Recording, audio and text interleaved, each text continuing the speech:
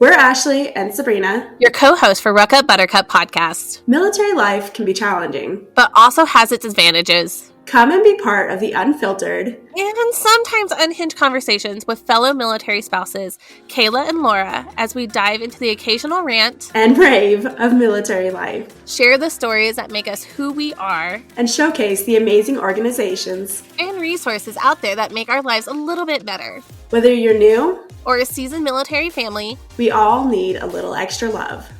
Make sure to catch us on Wreath Across America Radio at 11 p.m. on Wednesdays. We are proud to announce that today's episode is brought to you by our sponsor, Ruth Ann Kramer, the author of You Belong, the guidebook for the career-minded woman on the move. Have you relocated your career due to the military move, or are you seeking a fresh start? Are you feeling stuck in your current situation and struggling to see a path towards achieving your career goals? Are you looking for motivation to keep pushing forward despite the many challenges that you and other women in America face? Many times, women are unable to recognize the multiple paths that are led to the same destination. When one path is blocked, they often feel declined to give up. The book You Belong, the guidebook for the career-minded woman on the move, was written by Ruth Ann Kramer, a woman who's experienced significant professional transitions over the last 2 decades. As a soldier, military spouse, mother, veteran, and mental health professional, Ruth Ann openly shares her experiences of being questioned by others, being overlooked because of her differences, and not always being taken seriously as a woman in the workplace. Her hope is that readers will find a sense of connection in realizing that they are not alone in their struggles, motivation to confront these challenges directly, and confidence in knowing that they belong, regardless of their differences. Finding the link to purchase her book is now in our show notes and on our social media pages. Hey everybody, welcome back to another episode of Ruck Up Buttercup. I am here today with Sabrina and a special guest. This is kind of a different topic for us because we typically just really focus on everyday military life, but this topic that we're going to discuss a little later in the episode is something that I think is really important for anybody to hear about, but specifically our military spouses, whether they're overseas or at home, and just in today's society. It's just so important. Today we are here with retired Command Sergeant Major Bart Womack, who has a fascinating story. He's experienced some of the, everyday military life things in his 29 years of experience, but he has also experienced some of the most crazy things that have happened in service that you can imagine. A lot of it's like movie made, and he'll talk about a little bit of that. But Bart, welcome to our show.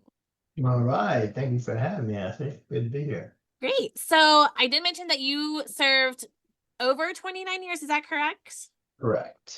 Awesome. So why don't you tell us a little bit about your time in service and all the things, because like me and Sabrina, he wears a lot of hats and I love that. And he is a huge advocate for veterans as well.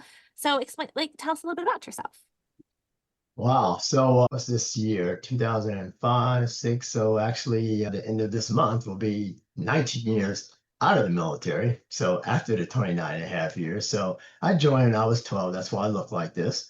Where do I start with that career? I think I'll start near the middle-ish, I guess. I was in Korea, left Korea as a staff sergeant and assigned to the old guard, where I was selected to be at the Tomb Unknown Soldier, where I was relief commander. So when you go down there, you see the guy that inspects a weapon. I did that. Then I went to be a platoon sergeant. Then I came back to be the sergeant of the guard. So that's the guy you see on Memorial Day and Veterans Day that's holding the wreath, and the president or the president's designee is on the other side of that wreath. So that's kind of a big highlight. Had been a drill sergeant prior to that. Was actually in a firefight in Korea, a story that's kind of untold, that where a person had defected from China coming through North Korea, and we got in a firefight with the KPA. People think after the Korean War that everything kind of ended. There's been a few incidents up there, but that was one of them where, lives were lost on both sides. So, but again, one of those untold stories. I left the old guard and went to Hawaii. Then from Hawaii I was the first sergeant in RTB, the Florida Phase of Ranger School. Then from there to the Sergeant Major's Academy, and then all my time as a Command Sergeant Major at the 101st Airborne Division. just in case you forget what that looks like. And we're, you know what, you are talking to, well, at least I'm an airborne girly. My family is all airborne. My husband's still airborne. So that is, a legacy for sure. And so you already mentioned like one incident and how you said untold stories. And I think that's something that you're very passionate about, that I've kind of gathered just from our few conversations, your website and things like that, is untold stories and making sure those voices are heard. Can you tell us a little bit, like, since you've gotten out of the military, you've done a lot of advocating for veterans, and you have a book, you have things in the pipeline that are working. Can you tell us a little bit about that as well? Yeah, before I get to the contents of the book, I would tell you that I was a shy kid who joined the military. I just turned 18. I've been 18 for 2 months. And if you had told me that I would have been writing a book or doing anything that I've done, I think in this life, during the military and post-military, I would say you gotta be crazy. I did not have the courage to do that. I didn't know that I was even capable of doing anything like that. So, but that extends to telling the story of which the book is about. I didn't know anything about that either. But my point to all this is that the military definitely gave me the confidence and courage to do just about anything. I mean, and I do mean anything that I wanted to put my mind to. Now, I can't go out and be a surgeon, but I guess I could have gone to school, to do that. But it gave me the confidence that if I go to school, I can do anything I want to do if that's what's required, that education. But the same thing was true with this book. So it was and something I didn't touch on when I left the military. I mean, I left Fort Campbell, Kentucky, and drove straight to, I say, close to Beverly, in Beverly Hills, California, to pursue acting and military technical advisor. But it is still it is that confidence that I got from the military that said, I can go do this. I am prepared to do this. I trained a little bit in Nashville before I went, but and I knew I would continue to be trained as an actor when I got out there to get in classes and everything. But the point is that overall confidence that I could do it. And I wanted to show soldiers that were still in, as well as service members that were out, that with that military training, you too can do anything that you want to do. You should have the confidence to do that. I love that you're saying this, because I think, was it our last podcast that we talked about this, Sabrina? Like, where like the military can really truly open so many doors, not just for service members, but for military spouses as well. And that, like, just kind of like solidifying that, like, it is true. Like, if you want to do any type of job, like, the military is such a great way to get that experience, to get that knowledge. And I love that, because it really is a great platform to move on. I didn't know the acting career part. That's so fascinating, Bart. I'm so intrigued right now. Like, on that, I've seen, well, you've seen people do that, like, the military, like for the military movies and things like that. So, okay, so you California, you've done all that. What else has been happening? Yeah, but that second part was really just to emphasize the confidence. And that's the thing that the military did for me, was give me that confidence. And to turn off a no just means next. But it's that confidence. And I like to think that I instilled that in all my soldiers. Now they'll have to tell you whether they actually stuck or not. I definitely led that way. We was talking about lead by the example. I definitely led that way, that you can. If I can do it, you can do it, mentality. But before leaving the military, which I left in 2006, we were deployed to Iraq in 2003.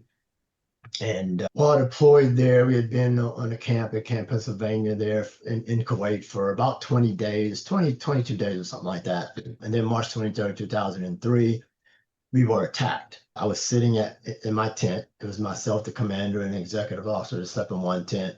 And to set this up in Camp Pennsylvania, we had about 5,000 people in the camp. I am the command sergeant major of the 1st Brigade Combat Team at 101st Airborne Division Air Assault. And so all of our brigade combat team is on this camp, and roughly 5,000 people, plus we had another battalion there, a support battalion that was there that made up kind of that 5,000 number. And the headquarters, you got just picture them in the middle of this camp. And the camp is about 10 football fields large, probably larger than that, but hopefully that paints a picture. The camp is surrounded by a 12-foot tall berm, dirt berm, on a slant. So you'd have to come up that slant to kind of get in there at the top of concertina wire, and several guard posts throughout the camp. But early morning hours of March 23rd, 2003, I'm sitting in a tent. I'm watching Tiger Woods play golf. Our ammo just came earlier that day. I'm loading ammunition, and this object comes into the tent. I don't necessarily see the object come in, but I see sparks from the object. And I'm thinking it's a grenade of some type, and we're under attack of some type. We're in Atlanta, not quite right, so that grenade is sparking before it explodes. Our executive officer is in the tent. He was on the other side of the table so he could see what I saw, but the commander was asleep. So this is the earliest he had gone to bed. He went to bed about 2,200 hours, and which is the earliest the whole time we had been there. So I see those sparks that jump up, go to the back of the tent to wake him up, say, hey, we got to get out. There's a grenade up front about to explode. So these tempered tents have and they're called tempered because they have a air conditioning heating unit. And that was in the back of the tent. So the back is all tied up, and that's where he slept. So you really can't get out of the back. You got to go out one exit, which was the front. So I said, get up, get dressed. I mean, well, get your boots on, and we got to get out of here. Who cares if you have on clothes? But I said, I'm gonna count to three and we're gonna run. So I count to three and we take off running down the middle aisle of the tent. And I'm running like this because this is the side that the grenade came in on. And when I was sitting there, I was watching Tiger Woods play golf. I'm loaded ammunition, and it's under this fluorescent light that's, bright as day. But by the time I get to the back and I say 1, 2, 3, go, it's dark as I don't know what. I tell people, close your eyes, take 100 mile an hour tape and wrap that around your head, around your eyes, and that's how dark it was. And we're running down the aisle. I get outside, he's not there. And I turn around, I'm looking. Now we're under attack, so I'm just not hollering for him. I'm kind of whispering, low tones, calling his name, sir, sir. Then I hear a gunshot, and I know the gunshot has come from the vicinity of my tent, and I know that it's the executive officer that's been shot. I hear a yell after that. I pull out my weapon and cock it. Now again, all the ammo is on the table, so my weapon has a magazine in it, but it doesn't have any rounds in it. So when you try to cock it, it goes instead of chambering around. No rounds chamber. So I realize I can't fight without ammunition. The TOC is about 20 yards behind me. I run to the TOC to get a weapon, night vision goggles, and ammunition. I put people in protective posture to guard the TOC in all of its entrances. I finally get that weapon and ammo and everything. I come back out, go to my tent, and they're not there. The commander or the executive officer not in the tent. And no one's outside at this particular time. Even though we have a whole headquarters unit in that vicinity, like no one's outside. So it's this eerie feeling. You're looking for the enemy, but you can't identify them. There's nothing there. There's no one outside. And so I go back in the top, send someone to go in the vicinity of my tent to look for the commander and executive officer. Well, I go back out and look for the enemy. I felt best that we kind of separate and, divide and conquer. This time when I go out, there's more people out. And I'm challenged, who's there? I know when that's happening, someone's pointing a weapon at you, even though you can't see them. It's one of my soldiers, right? And I recognize the voice and, of course, identify myself. He said, well, Sergeant Major, what's going on? I said, I don't know. I said, Major Romaine has been shot. And he tells me that Captain Seifert has been shot. So by the time I went to the top once, came back and back again, a grenade had gone off in my tent already. A second grenade had gone off into the second tent, third grenade had gone off into the third tent. It's kind of 5 tents in a row. And now the second person's been shot. So now we begin our triage of the casualties, identifying them. The people in the second tent had begun to start to get up. It's 1 o'clock in the morning, people are asleep. So they started not only to wake up, but stand up. And a grenade explodes at a 15-degree radius. So if you're below that 15 degrees, you're probably safe. But if you're above that, you're going to catch shrapnel.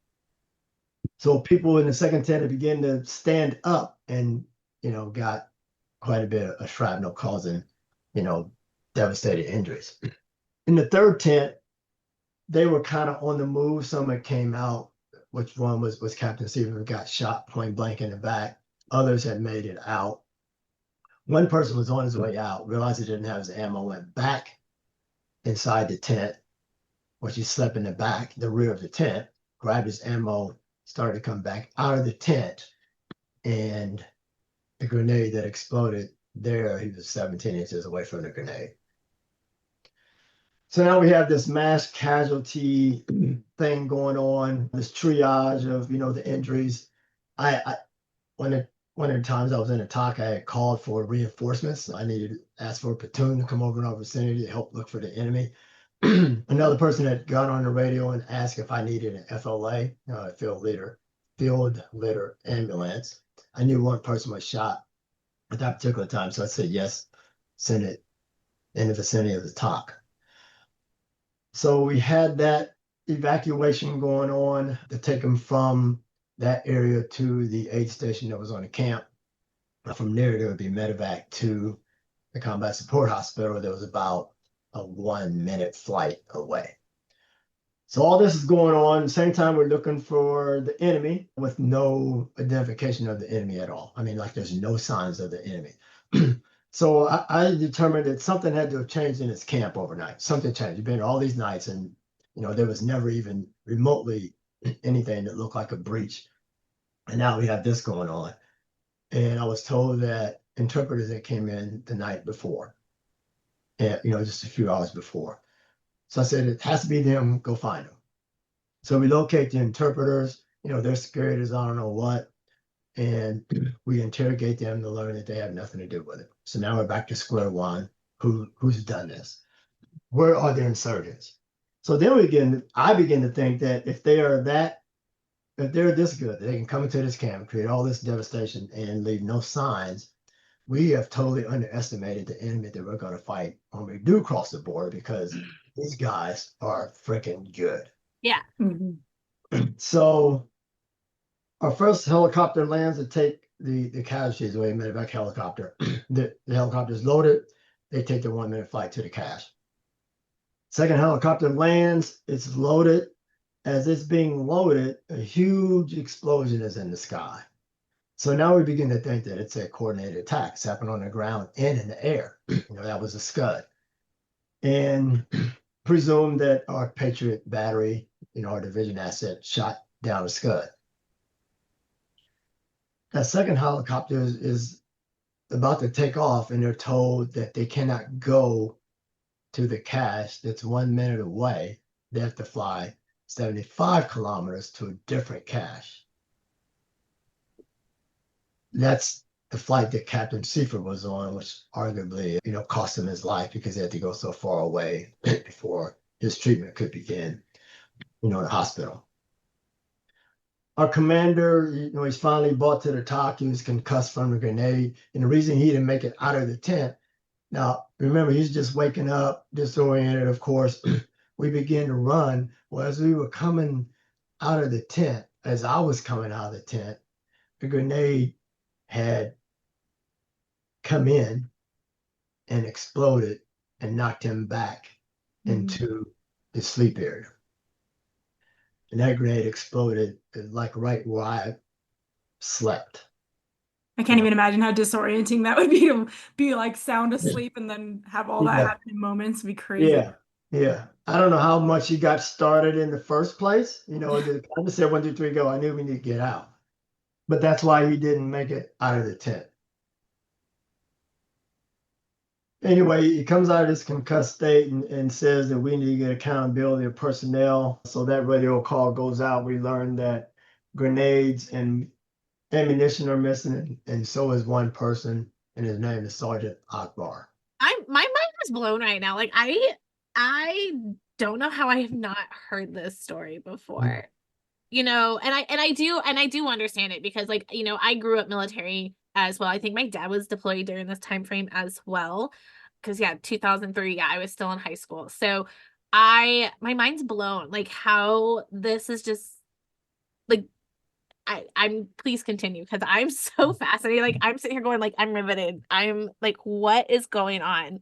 Like how is this real life? Yeah, and I was alive, so I knew it was real life, but how it was going on, I had no idea. Didn't even, stop to process that. So now we're told that one person's missing, so grenades and ammunition. So now he is our number one suspect. So I come out of the tent with the intel officer, Major Warren. We come out kind of at the same time after receiving this news. And he had been walking around all night with his pistol in his hand, going to bunkers and telling, kind of keeping everyone calm.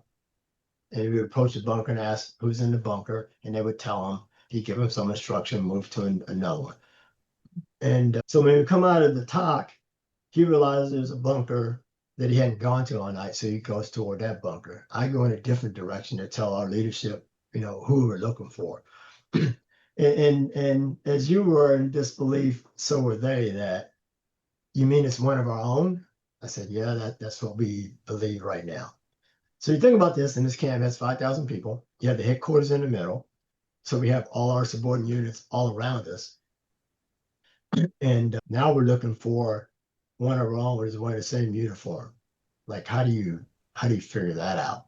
Like how do you approach everybody to see if they committed this attack? Of course, we know we're looking for one name. So Major Warren goes to this bunker, and as he's approaching the bunker, as he had done all night, he says, "Who do we have here?" He asks that question, and the response is Sergeant Akbar. So Akbar didn't know we're looking for him.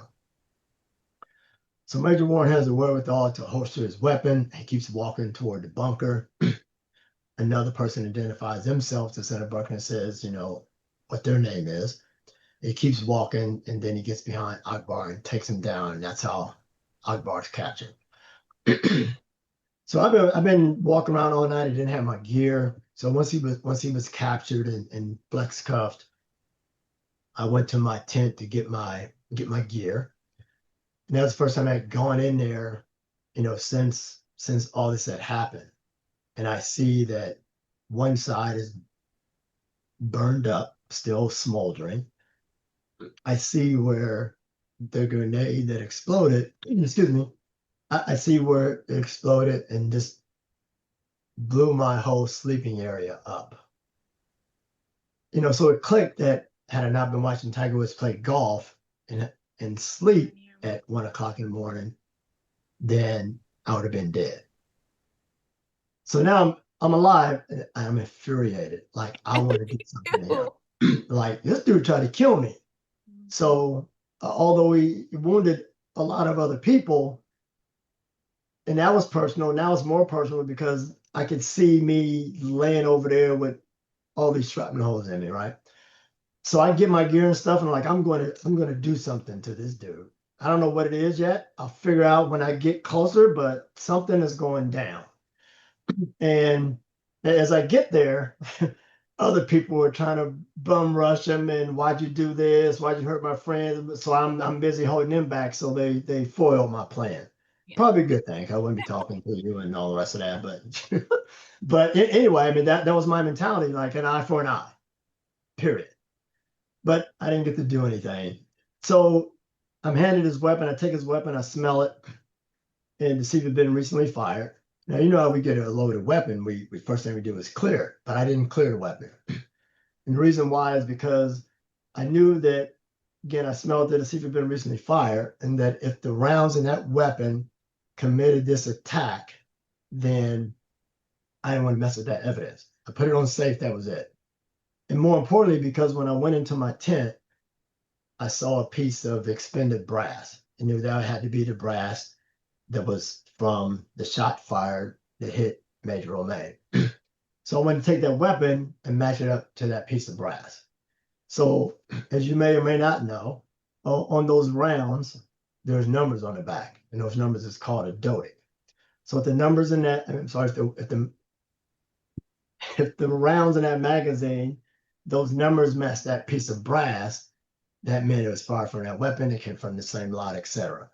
So I put the weapon with the brass, put a guard on it, said, you don't leave until I relieve you. So while that's going on, I go back over to where he's apprehended. They move him to a different area. Someone had told me that, here's the grenades. What do you want me to do with those? I said, just throw them back in the bunker. That's the best place for them. And the grenades were in a protective mask carrier, taken out of the protective mask and put the grenades in there. So there are still 3 frag grenades in there, as well as 1 more incendiary grenade.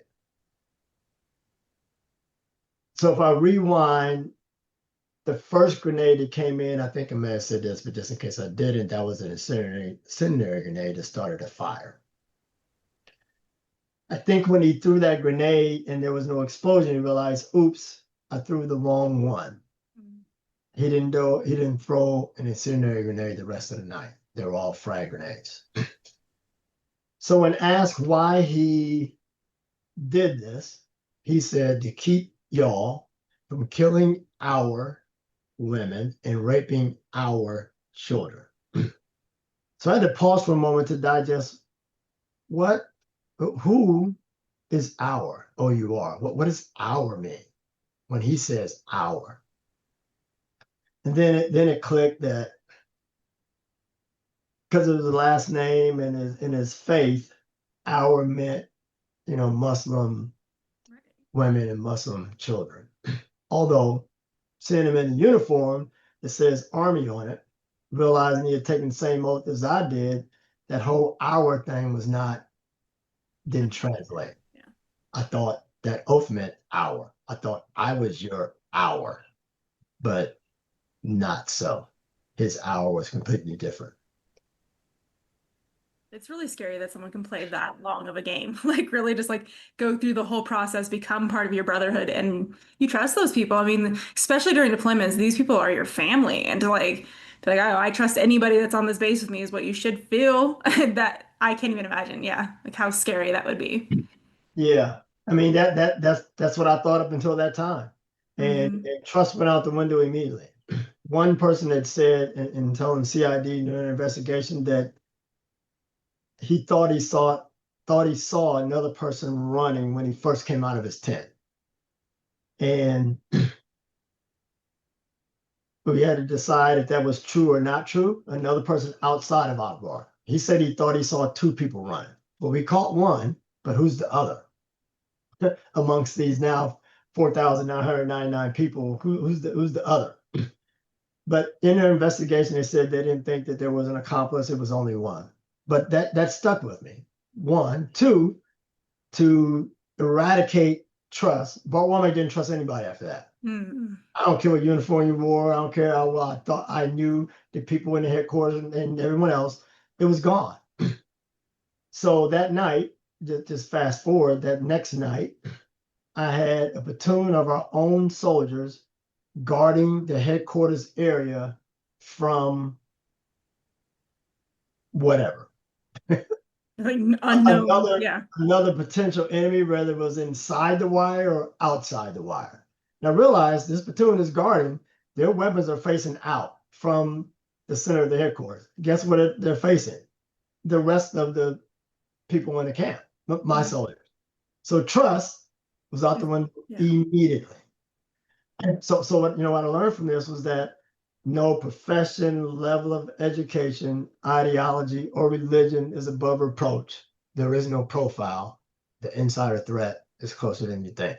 Yeah. Yeah, that's crazy. And so you wrote a book. I know I'm just kind of learning all about all this as you're talking, and my husband's going to love your book, and I will be getting that for him, maybe even for Father's Day, because this is something that he loves, war stories. Obviously, as a veteran, that's what you guys all thrive off of, telling each other your war stories. So like that makes sense, but he would love this. But also we were talking about it before the show, this is becoming a movie. Yes. So before we get to that, the reason for writing the book was because, like Ashley said in the beginning, I didn't know about this. Well, I knew people didn't know about it. True. War that same day, the Jessica Lynch convoy was commandeered. So now we have POWs for the first time in forever. They're following that. The war effort on the ground is engaging. All these events are happening the same day. This one happens at 1 o'clock in the morning. Those things begin to happen at 8, 9, 10, and ground forces and all the effort and all the focus is on that, right? Now remember it's 2003, so you had to have saw the first thing somewhere in order to be able to follow an internet blog.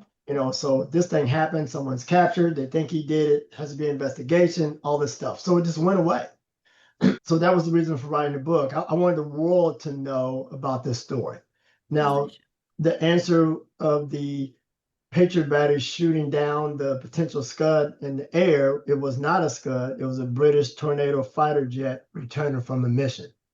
So now we have friendly fire. We've killed 2 people from an allied force by virtue of what was happening on the ground. Yeah. Now, we didn't initiate that. We didn't call it Patriot battery and tell them anything. It was all the stuff going on the ground. They heard gunshots. They heard explosions. And here comes this fast moving object. They figured it had to be a Scud and just shot it down. So now we got a world event going on here. And I knew the world didn't know about this story.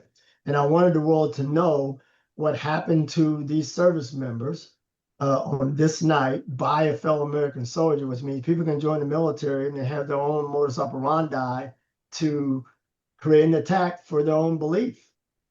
Yeah. And the takeaway was that another one was that we don't go home with them at night. Now we pride ourselves on knowing soldiers and their families and taking care of their welfare. Like we need to know everything about them to be able to accomplish those things. In this particular case, we knew nothing. I struggle with what are the signs? Like, what did we miss? What did leadership miss? Now, I was never going to know from my position where I was, but the sergeants and the staff sergeants and the sergeant first class, like what did they miss? And I don't know that they truly missed anything because he had written, and I have to read this, and I always have it out to read because it's his quotes that it was in his diary. In 1993, I do not like people I do not like the military. They have too much control over people's lives. I suppose I'm just anti-government. A Muslim should see himself as a Muslim only. His loyalty should be to Islam only. Now, I'm going to pause here for a moment and tell you that religion doesn't pull the trigger, people do. Mm-hmm. It's their belief, it's their ideology. That's how it works. Now, they can use it as an excuse, but it's not about a particular religion. That's what he says, right? All right, 1996. Anyone who stands in front of me shall be considered the enemy and dealt with accordingly. So escalation is beginning to happen. 1996. Destroying America was my plan as a child and as a juvenile and in college. My life will not be complete unless America is destroyed. Destroying America is my greatest goal. 1998. He joins the Army. So this is already planned. Yeah, Yeah, that's this so was scary. definitely intentional. Yeah. So the leadership at that level was never going to know that this was planned years before he joined the military. There was nothing that they were going to see. As long as they didn't see these quotes in his diary, they were never going to know that that they was planning an attack somewhere down the road, that he had hatred for America. All they were ever going to see, just like all of us, was his uniform he was wearing, realizing that he had to take the same oath as we all did to wear that uniform. 2003, February 2003, he writes, I am not going to do anything as long as I stay here at Fort Campbell. But as soon as I am in Iraq, I'm going to try to kill as many of them as possible. So that's what he did. And no one had any idea of his feelings towards them. Like was he like reclusive or anything like that? Yeah, so that's a good one. So what I struggle with, that there was some sign. Now that leadership was never going to see this, Right. unless he displayed it in some way. But I call it the reindeer games. Now he was kind of standoffish, didn't talk much, and all those types of things. Now, if you know that you're planning something like this down the road, you need to be kind of standoffish and not talk, because if they get you talking, the wrong things might come out of your mouth to lead to the fact that there's something, right? Mm-hmm. Yeah. Possibly. So, but here's what was missed. If he was, in fact, not doing everything that everyone else did, I call it playing a reindeer game. So if they were playing a sport, or they were playing football, or they were doing some activity that wasn't mandatory, and they said, hey, let's go do this as a platoon, and he was never doing it while in Kuwait, ready to deploy into Iraq for this war, to me, that was a sign. And it was several signs. One, it could have been, I'm scared to go fight this war. I'm just generally afraid. One. Two, I'm deployed. Could be an issue that I just got from a phone call that there's something wrong with my family, family members, something like that. Could have been that, right? Could have, an array of things that could be a sign as to why he didn't want to do these things with everybody else. My point to this is that some things beg a question. That sign of not playing in the reindeer games begs a question. And now you get to find out if it's a family member thing or if it's I'm scared to go fight in this war. You ask a question, there's going to be an answer. Yeah, Then there should have you been some evaluate sort the of answer. That's right. interaction. Yeah. Then you evaluate the answer to see if there's a follow-up question. Some actions beg a question. And that's how we get to, combating or mitigating attacks. It's by asking questions based on what we see, what's given to us, and we ask a question about it. More about that later, but that's the start of it. So I do think that was missed somewhere.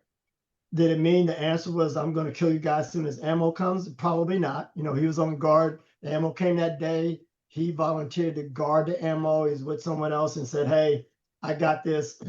I'll take the rest of these, our time on guard duty. You go to sleep. I'll stay on until we're relieved." And he took that opportunity to start opening up the ammo and getting grenades and everything and committed the attack. Now, with that, what that particular unit was on the camp, it's about 300 meters from where the headquarters was. So we had at his disposal, if you will, some 800 people from that unit of which he was assigned to commit an attack on, and which all were asleep. Yeah. And the way the setup was, would have been a lot easier. But no, he came all the way across the desert, 300 meters, to attack the headquarters. In the mindset of take out the headquarters, the body will follow. The body is the demeanor, attitude, motivation of the soldiers. And it worked to a degree. I mean, it did work. Had to mitigate the mindset and attitude of the soldiers, because during the investigation of CID, they're all just kind of sitting along this wall, grieving, head down, all these things that they're expected to do. And then I had seen enough of them and said, "Get up, get out of here. I know you got to grieve, but I mean, to my eyes, I saw a unit that could not cross this border 6 kilometers on whatever day we were going to do it and fight the war. That unit could not, Mhm. they did not have the They weren't mindset. mentally prepared anymore. That's Yeah. right. So I didn't want to see that. Not a unit that I had trained and built all this time. Like, I can't take it. Get out of here. Go somewhere. I know you got to do it, but don't do it here. So my point is, it worked. Yeah. He took out parts of the headquarters and took out the mind and spirit for, a little while. Yeah. But this was planned all along. It's just crazy to think that and there isn't any way to catch it. Like you said, it's not like they would see the journals. Like they can't read your mind. These people that come in and have that extremist like mentality, but there was steps like you were talking about, and there are steps to like situational awareness, which is what I know you wanted to talk about, is that like should we have asked more questions? Should we have figured out what state that guy was in before we got to this point? Yeah, I come to you now after years of this, always thinking that there was something that was missed. I don't think that will ever leave me.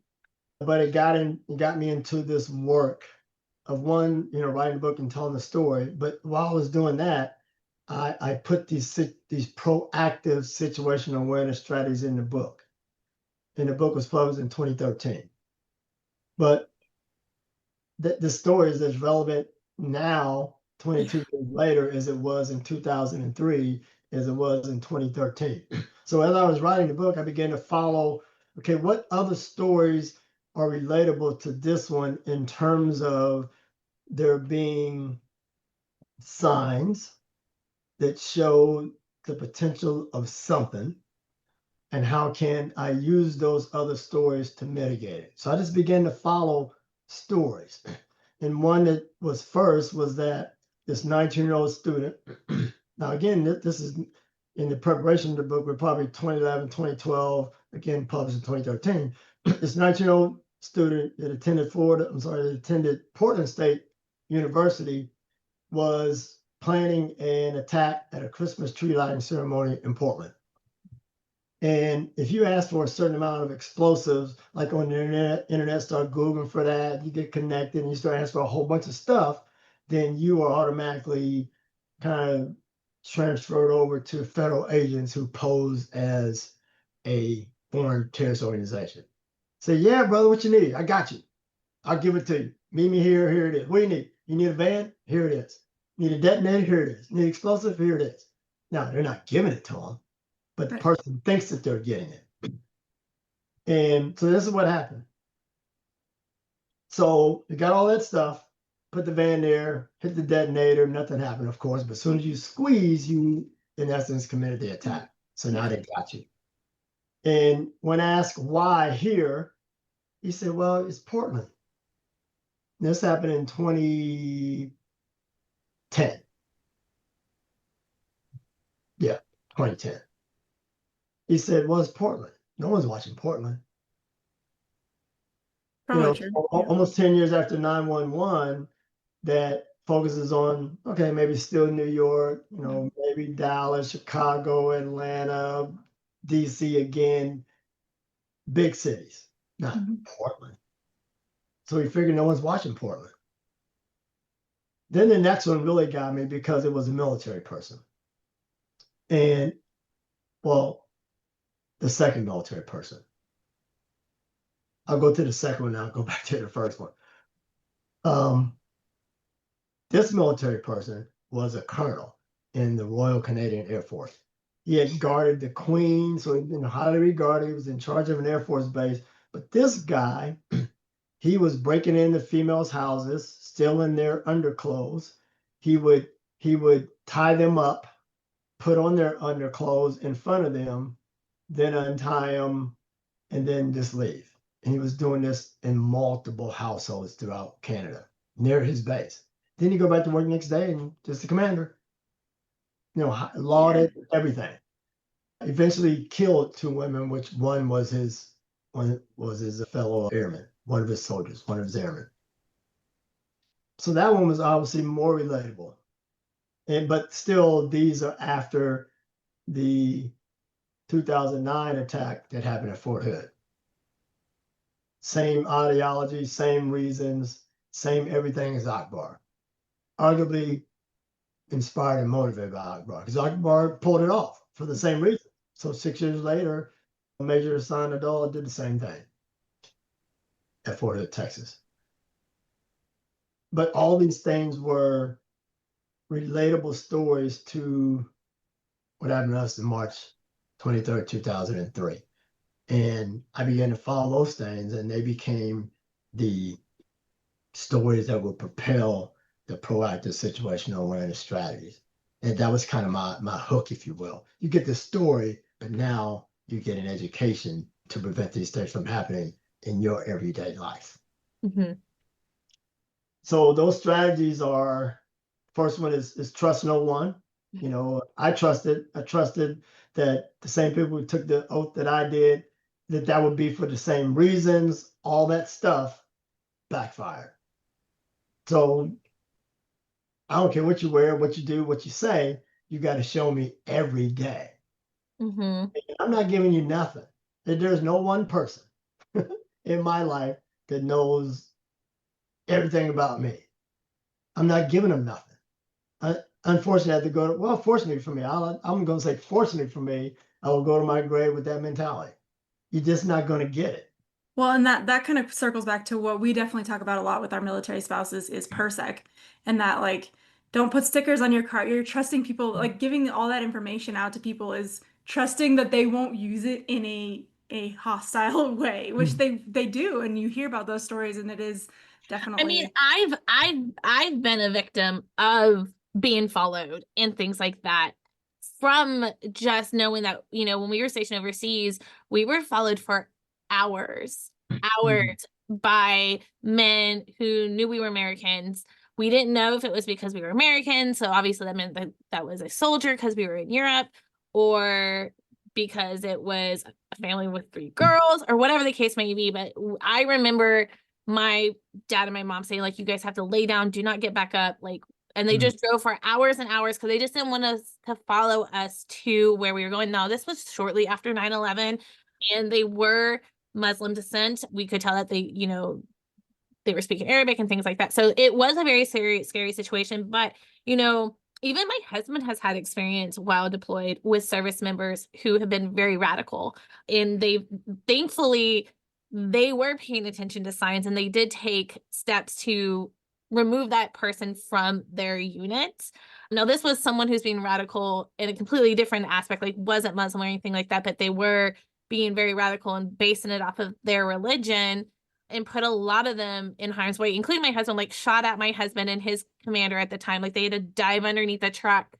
He was like, oh, that was unintentional. But I mean, like, he went after someone with, he was Noric paganism or something like that. He had like hatchets and all these other things on this deployment. And it was just constant craziness. And so, but they were like, this guy is going to kill somebody. He has to be removed from our unit. And thankfully they saw those signs and they took those steps to remove him out of that area, because it just kind of progressed and progressed and progressed. And, but yeah, you can't just advertise. And we do talk about that a lot. Like, don't put like, I'm a military spouse, or, if you're out, especially if your service member is not home, like, don't advertise that he's gone. And I think that's so hard to do today, because so many people are like making posts on TikToks and Instagram, like, oh, my husband's deployed, poor me.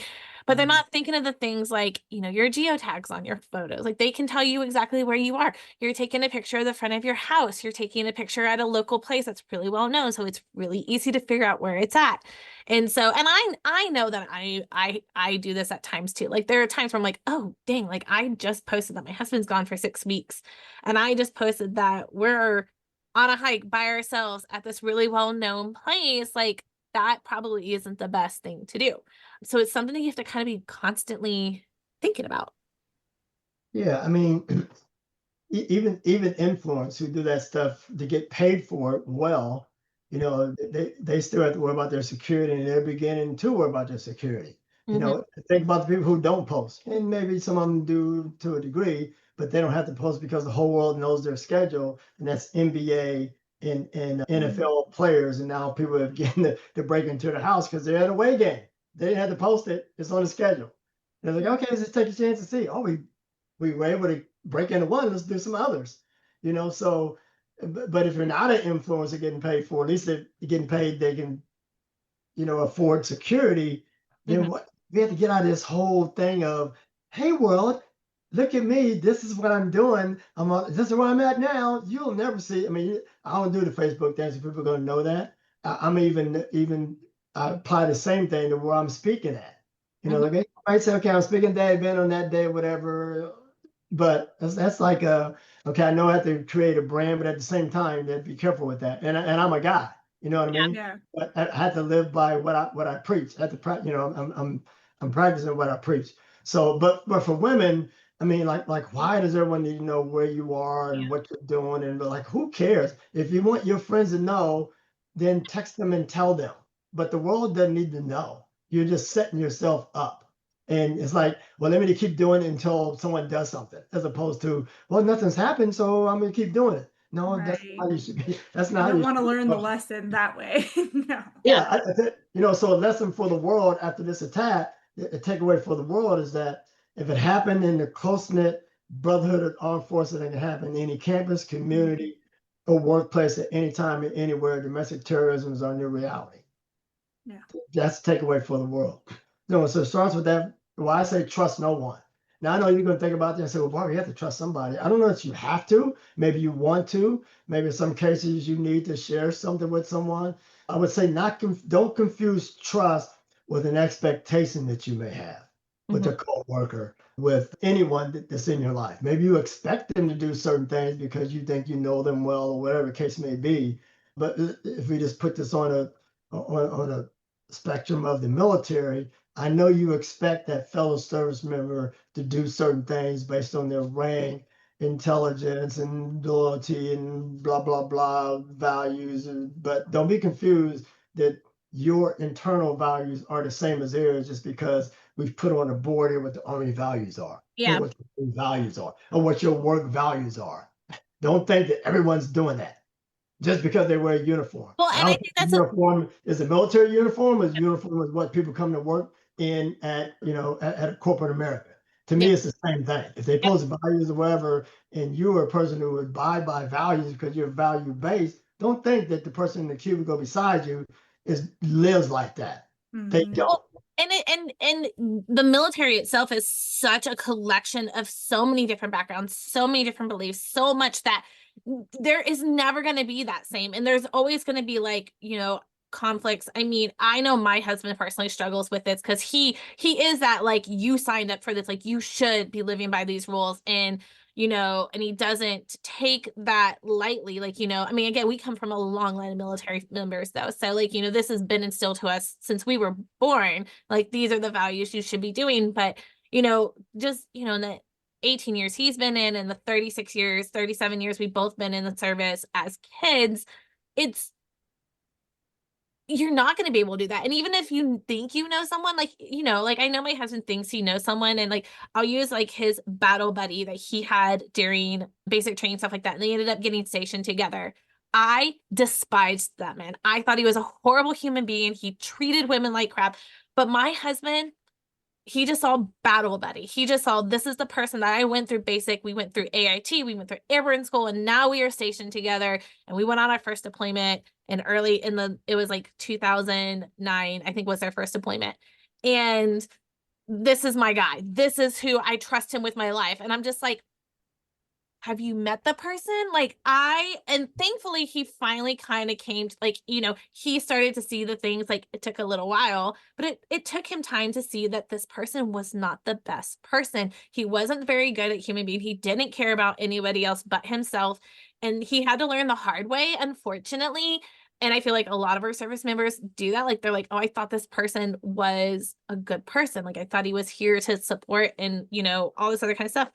And it's crazy that you kind of have to have that mentality of like, I can't trust anybody, but you do have to have that until you've earned that trust, until you have experienced those things together and have learned all those things. Like, you can't trust anyone just because of their rank. Like, I don't expect anyone to go in to my husband as a first sergeant saying, I trust this man, until he has shown them that he can be trusted. He can be that person they can lean on and train and things like that. So I think that's a great tip. And I think that's really good for military spouses to hear too, that sometimes there is bad leadership. Sometimes there is bad, even just at platoon level or your squad mates, like they may not be, unfortunately, in a great environment, and they just have to do what's best for them in those sense to the extent of your ability. I know, because you don't have a lot of wiggle room as service members, but have spouses having that grace of knowing that it's not that way forever. Yeah, trust is one thing, and expectation the other. I expect based on certain things that they are to do whatever. But then as soon as they don't do it, then I'll say even that expectation goes away. We haven't gotten to trust yet. Mhm. But I understand how people can have expectations. Don't confuse that with trust. So when I say trust no one, I know they're going to think about that. And I want them to think about it because I want them to develop what trust really is to them and is develop how they employ it. The next one is observe, listen, and report. I think that anybody in any situation, in this situational awareness, they need to do these three things. And if you are doing two of them well, then you are closer to mitigating something. Two of them will be close to mitigating something. And you mentioned this a little bit earlier, I forget in which context, but when I was working in Hollywood, I was a property manager for an apartment building right across the street from UCLA. When I first took over, came out this one door. I wasn't planning to do this, but I came out this door and realized that at that particular hour that the light was supposed to come on automatically, right? So it's like January, 4:30 p.m., starting to get dusk or whatever, dark early, right? Because of the month. And the light didn't come on. Mm-hmm. So when another door came out and that light didn't come on. So I got a pen and paper, came outside, stood in front of the building and looked at started taking inventory of lights that should be on that wasn't on so I could get the problem fixed, right? And when I'm writing, and this is 2007, when I'm writing, so long before the book, I say to myself, if anyone's watching me right now, they should think this is suspicious behavior. It's Casey. I'm casing the building. Yeah. It could look like I'm casing the building. I go in another door, come out, do the same thing.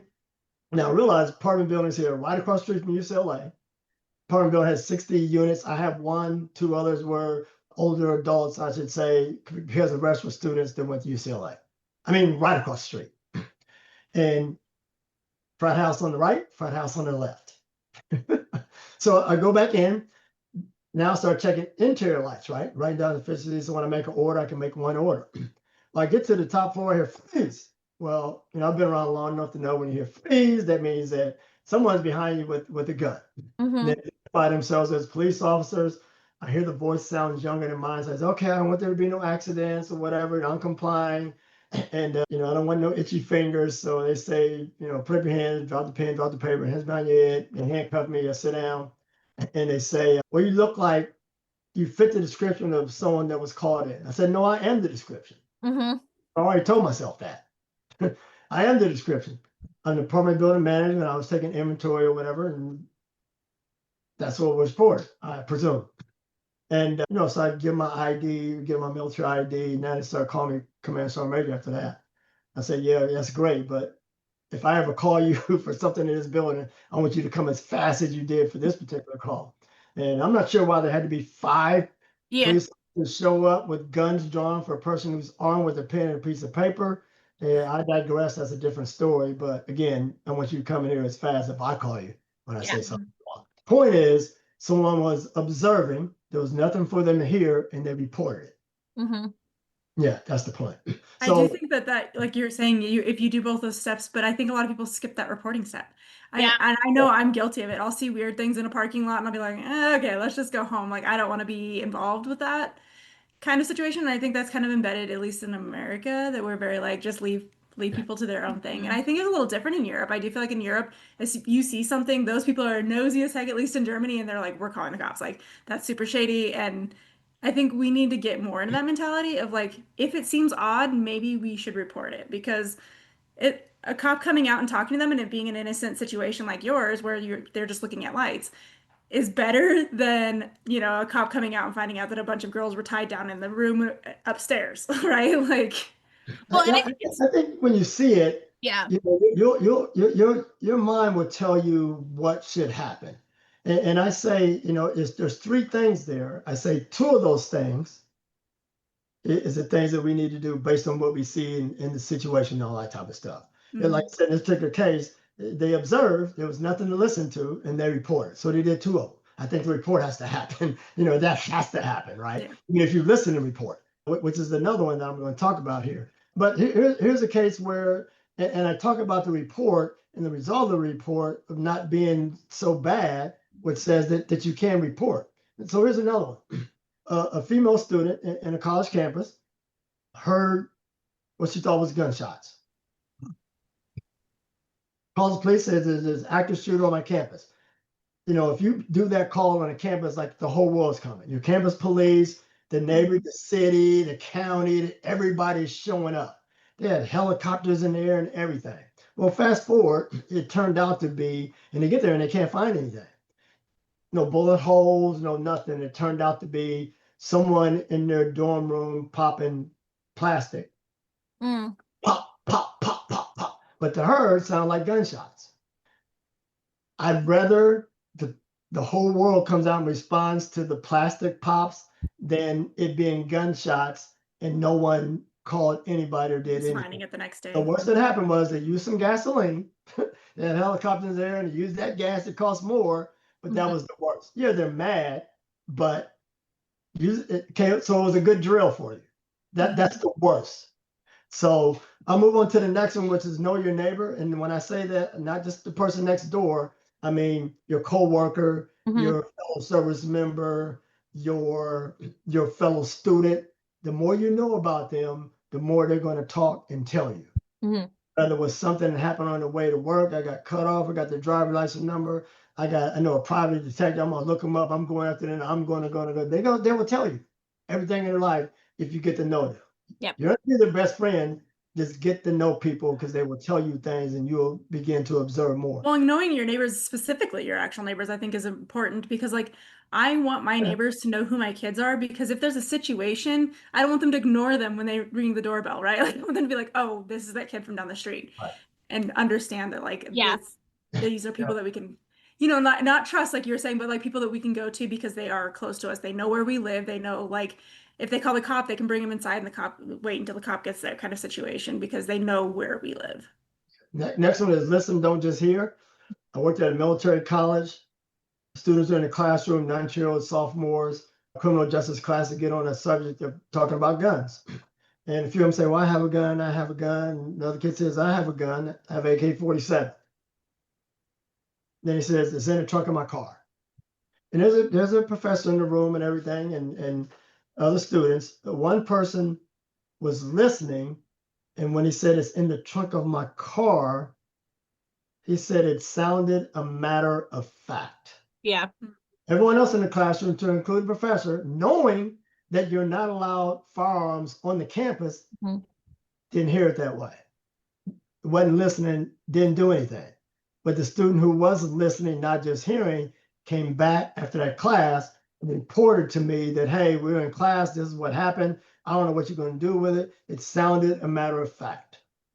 So, okay, waited for the student to come back that he was talking about, walked him to his car.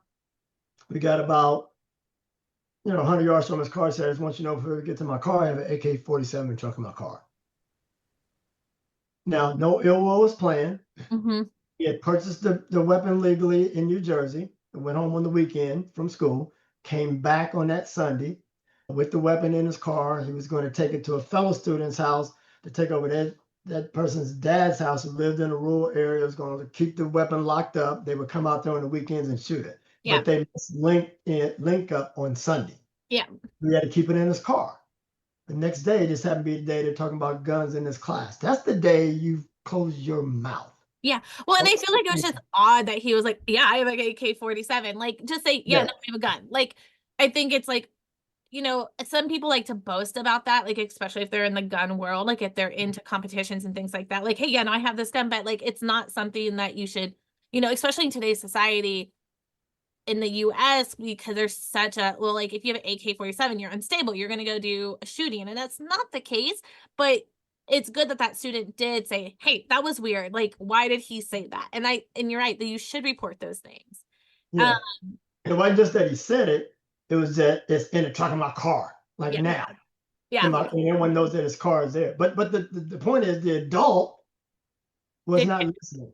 Yeah. So the emphasis here is to listen, don't just hear. So while you're knowing that neighbor and all these interactions, you need to pay attention to what's coming out of people's mouths. Yep. So we talk about a sign, they will tell you, but only if you're being situational aware and you're applying these strategies. Because if you're not, then it doesn't matter what they're saying or even what they're doing if you're not paying attention. So that is the emphasis of the situational awareness. So this kind of breaks it all down. We can say situational awareness, but but if you don't know what it means, you have no context to kind of break it down and make it easier for you. Because that's situational awareness, then it's going to be tough. And then the next one is just the overall gut check. Like, that's what I was gonna say. Like, if you have a bad feeling about something, and if maybe you didn't think you heard it, like, because I know I question that, like, did I hear that right? Like, if it feels like in your gut that, ooh, that just wasn't right, report it. What's the worst that's gonna happen is that person's gonna be questioned, and if it was what you think it is, then it's handled and it's good. And if it's not, then it's just going like, oh man, like, oh, I thought it was a joke. Like, I did say that, but like I was kind of joking, like, yeah, it's in my car, but the other person didn't take it that way. Like, and I feel like, and I think moms and spouses, I mean, I know for myself, but for moms specifically, like if I just have a bad feeling about someone, like we went to dinner the other night and I just had a bad feeling about a person. And I don't know if it was just because I thought he looked at my daughter weird or whatever it was. And I went over to my husband. I was just like, hey, switch seats with me. So that way you can keep an eye on him. And if anything, I was like, it could have just been a weird look and I just looked at it wrong. But I was like, if we see it again, I want to make sure that this is handled and we report it. And thankfully, I think it was just like, he kind of looked down and I just kind of caught it at the wrong time. Cause like they left, like I kept my husband kept his eyes on the group the whole time. I did the same thing. they left like way before we didn't see him again. So I was like, okay, so then maybe that was just my mom intuition. I don't know. But I think that's so important that you do keep that intuition. Yeah, yeah. And speaking of, observing things in that manner and talking about them or thinking it's just a joke or whatever, a student, I want to say 14 years old, he had told a fellow student, hey, don't come to school on this day because I'm going to shoot it up. But the student was listening, not just hearing, and reported it. Then come to find out the student he was a foreign exchange student. He had bought different parts of a gun and put it together as one, had over 1,500 rounds of ammunition, and, so definitely capable of committing this attack. But when caught, once reported and caught, he said, oh, I was just joking. So we don't joke anymore. No. Remember when 911, well, before 911, we would say, that's the bomb. Oh, that's the bomb. But Yeah. that was cool. It was this, it was a whole bunch of things, but after 911, you can't say bomb in the airport. So we couldn't say that's the bomb, meaning cool in the airport anymore. Yeah. It was just eradicated. So people, they took it a step further, like, we're not gonna say that at all. They said airports, we're not gonna say it at all. So then we had to come out of stuff that's dope, it's cool, it's rad, it's this, is that, but one thing it ain't the bomb. Yeah. So my point is, that's why all these kids come up all these crazy slogans. whatever it is, it's a whole bunch of things, but it ain't the bomb.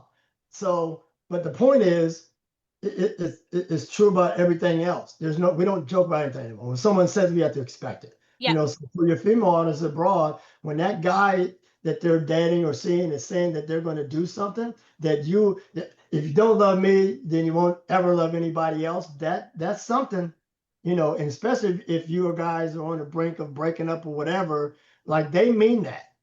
They are telling you that you will never see anyone else outside of them. And if they're saying they're going to come to work or whatever, I'll come do whatever at your job, I don't care, then they already telling you that they're coming. You just don't know what day. Yeah. You just don't know what day it's going to be. But you have to start believing people when they say they're going to do something the first time. Don't wait for it to happen. What are you talking about? I don't believe. No. Believe them. Yeah, you gotta believe it. You gotta, trust your intuition, trust your gut, listen. And I think the reporting thing is such a good thing to say because, I know I'm really bad about that too. But Bart, it has been an absolute pleasure to have you on the podcast. I'm gonna get the book too. I just want to read it as well because, I literally sat here the entire time going, what? That is insane to me. I know we didn't touch on everything, but I cannot wait to share the podcast. Can't wait to share your information with our followers and listeners. We thank you so much for taking your time today to help share the story, those untold stories as well, because it is important that we share those things and we make sure that they don't happen again. And, I think this is going to be a great episode for our spouses and our veterans who are listening alike. Do you have any last minute words? We've got about a minute left before we have to hop off. Well, I'll be selfish and say buy the book. I want you to know about the story, but more importantly, I want you to know about the situational awareness strategy. So everything I talked about, for the most part, those strategies are in the book. And it's time that we all have to do our part. It's up to us. We are the first line of defense. Law enforcement is not going to be there. They're not in the school. I don't care if you have a resource officer or not. They cannot be everywhere. They'll show up after the bullets are flying, but they're not mitigating the bullets while they're in the air. So we are the first line of defense for all of this.